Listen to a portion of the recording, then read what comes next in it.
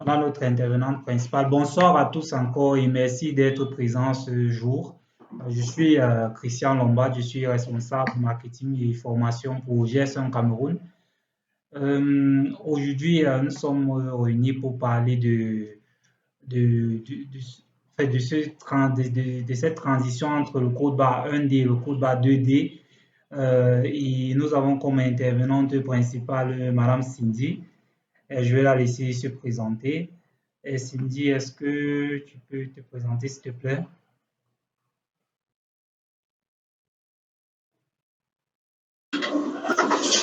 Bonsoir à tous, je suis Cindy Nombo, coordinatrice qualité chez Carrefour Cameroun.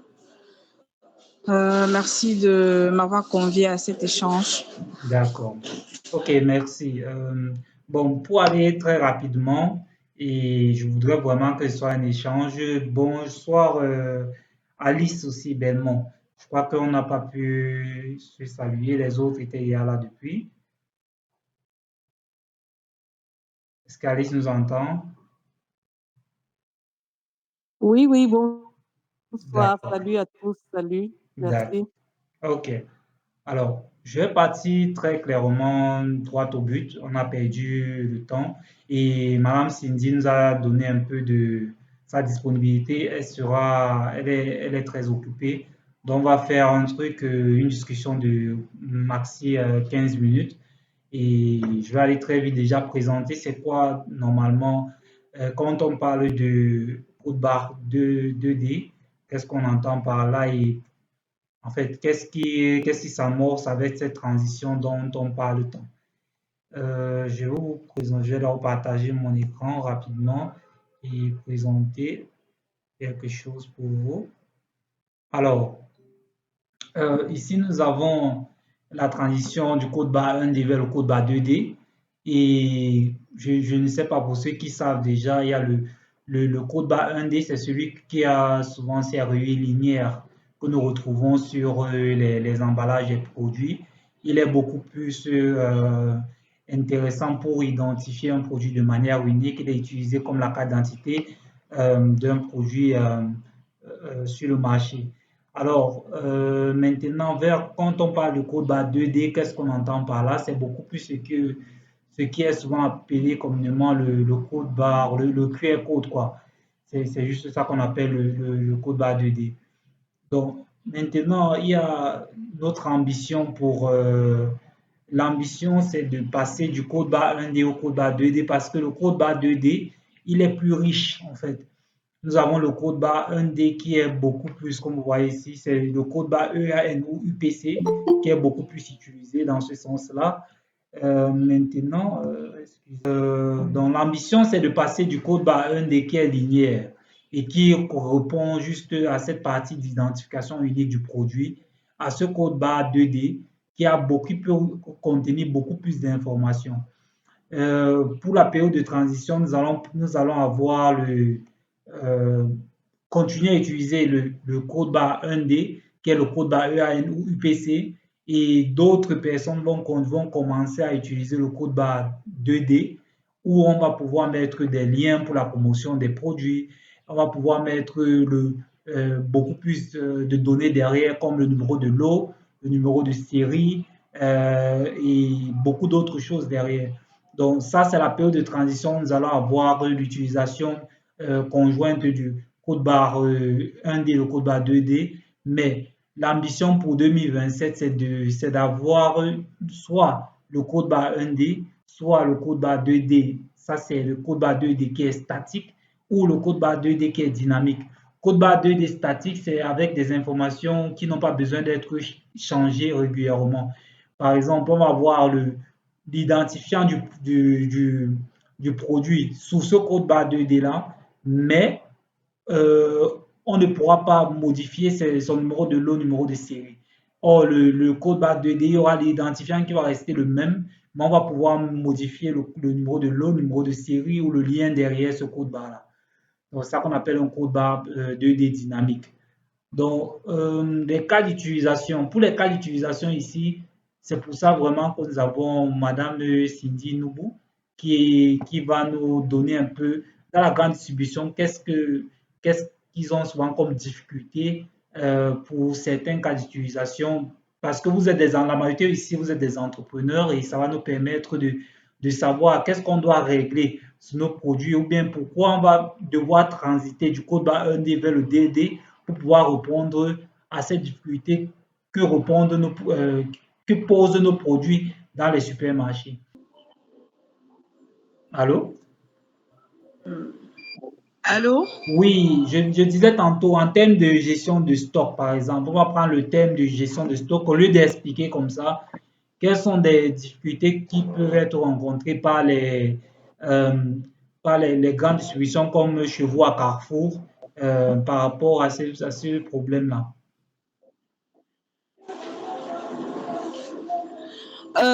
Bon, déjà, je vais parler du volet qualité. D'accord. Pour une première, parce que le code barre, Oui,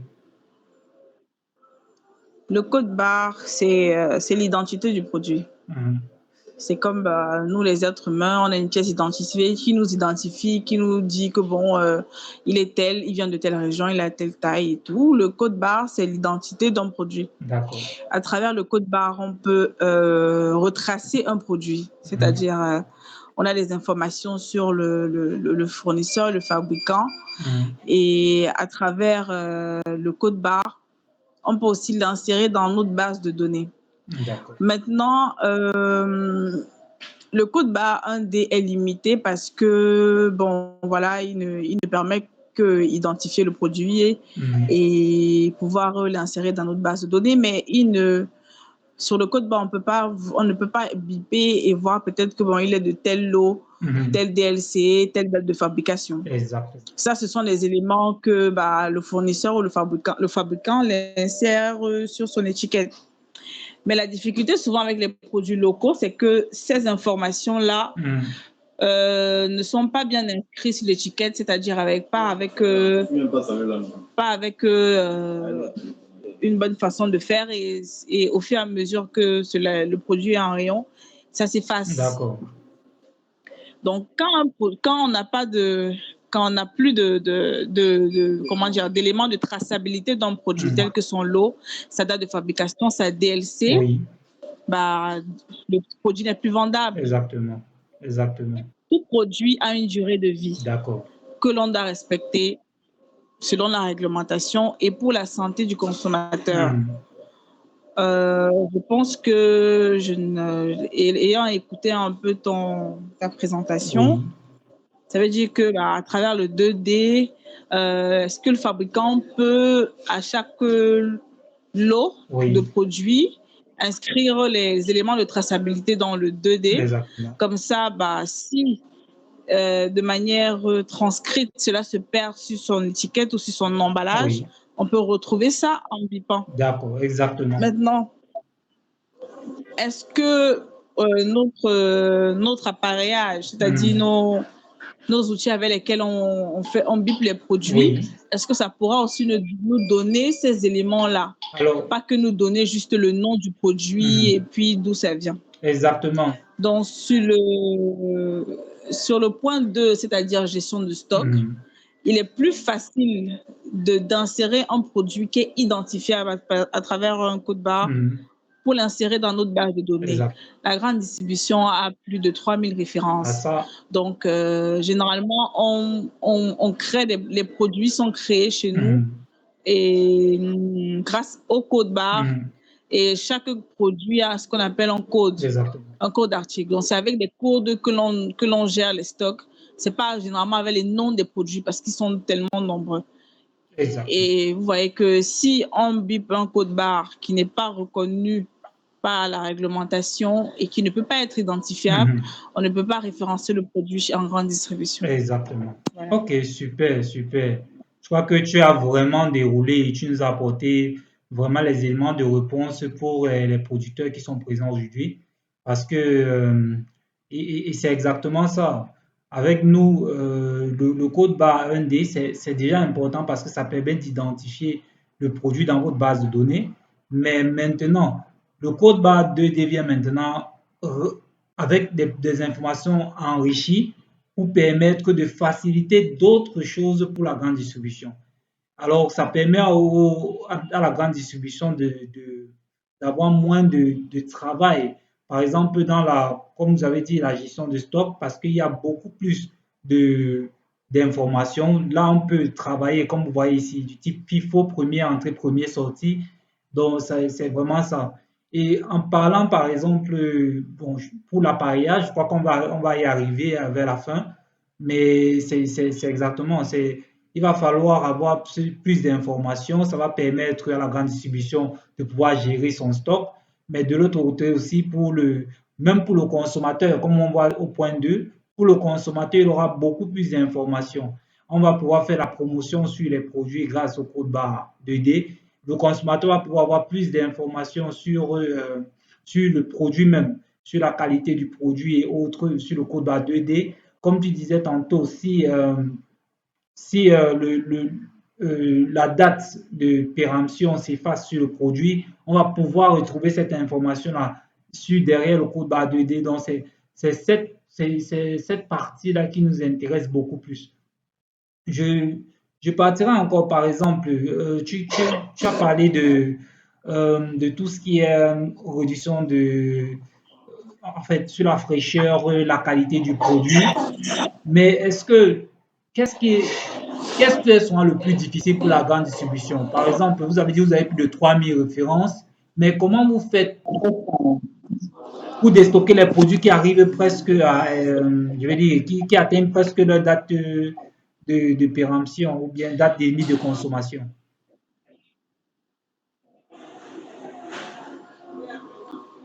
Bon, c'est simple, hein. Lors du stockage des produits en réserve ou comme en rayon, les employés les stockent en respectant le FIFO, en contrôlant les dates les dates limites de consommation. C'est en fonction de ça qu'ils font la rotation des stocks. Donc, au fur et à mesure, ça fait partie de leur mission au quotidien, tout employé de rayon. Donc, c'est comme cela qu'au quotidien, hebdomadairement, ils font le contrôle de DLC et le service qualité fait aussi des contrôles hebdomadaires ou mensuels avec des échantillonnages en rayon pour déterminer les produits qui sont déjà à date courte et on enclenche les offres promotionnelles. Donc, pour le moment, c'est comme ça. On fait ce contrôle, les employés de rayon font ce contrôle-là. Chaque fois qu'ils font ils mettent en rayon les produits tous les jours. Ok, d'accord. Donc, ça veut dire que pour l'instant, c'est encore beaucoup plus, on va dire ça fait de manière visuelle ou manuelle même. Oui, pour l'instant, c'est encore un contrôle beaucoup plus opérationnel que digital. Exactement. Et je crois que bon, le code barre 2D, il vient répondre à cette problématique-là en pouvant renvoyer ces informations qui seront directement stockées dans une base de données qui va permettre juste en un clic de savoir quels sont les produits qui arrivent bientôt à date d'expiration. Donc, je crois que ça sera un élément très important pour la grande distribution, n'est-ce pas? Allô, Cindy? Oui, c'est plus ou moins des solutions innovantes et tout, quoi. Donc, ça nous permettrait de facilement gérer notre FIFO, gérer nos stocks, contrôler la traçabilité des produits. Donc, voilà, quoi. En amont, c'est un gros travail du côté des producteurs, des fournisseurs. Et eux-mêmes, si ça faciliterait la gestion de leur lot aussi. Et voilà, quoi. Ça réduirait aussi le risque que les produits s'effacent, les lots s'effacent en rayon et que l'on fasse des retours de produits parce que c'est comme ça. La réglementation est stricte en matière d'étiquetage des produits sur les éléments de traçabilité. Ok. Donc, voilà. D'accord. Et donc je crois que on va pas te prendre plus de temps que ça. Je veux te laisser alors, si tu as un mot à donner particulièrement aux producteurs, je ne sais pas si tu as autre chose à rajouter. Je crois que tu as déjà commencé. Ok, je dirais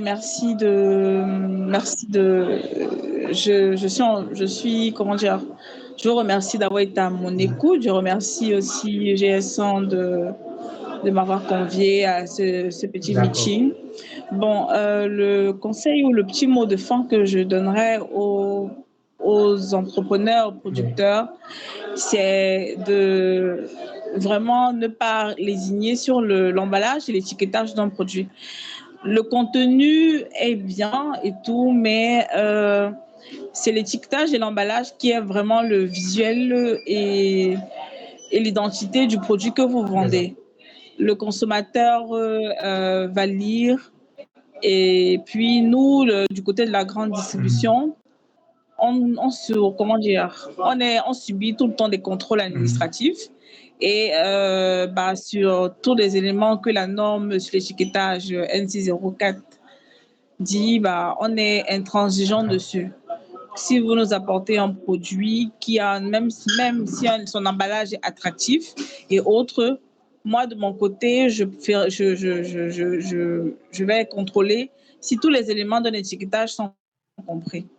Et les éléments de traçabilité sont importants parce que s'il y a un retour de votre produit de la part d'un consommateur sur sa santé, c'est à partir du lot, de la date de fabrication, de la DLC, de nom de fabricant, de l'usine de fabrication que l'on retrace le produit.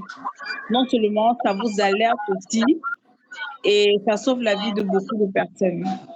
Donc, je vous invite massivement à déjà commencer par le code barre 1D, parce que si vos codes barres ne sont pas conformes, ils ne pourront pas passer en caisse. Et même les codes barres sont des éléments de traçabilité pour nous. D'avoir toujours pour chaque fabrication un numéro de lot, une date de fabrication, une DLC. D'aller vers les services compétents, l'ANOR, pour avoir tous les éléments concernant votre produit, pour vous faire certifier. Ok, donc merci encore. D'accord, merci beaucoup Cindy. Et bon, pour les opérateurs économiques qui sont présents, je crois que Cindy, vous avez vu, elle est ouverte. Pour tous ceux qui ont des questions autres, vous pouvez vous rapprocher vous pouvez aller vers Carrefour. Ils vont vous donner tous les éléments nécessaires pour faire entrer vos produits dans leurs différentes grandes surfaces. Donc, n'hésitez pas surtout. Merci encore Cindy et merci à tout le monde. On va arrêter là et je vous souhaite une bonne soirée et bon week-end à tous. Merci.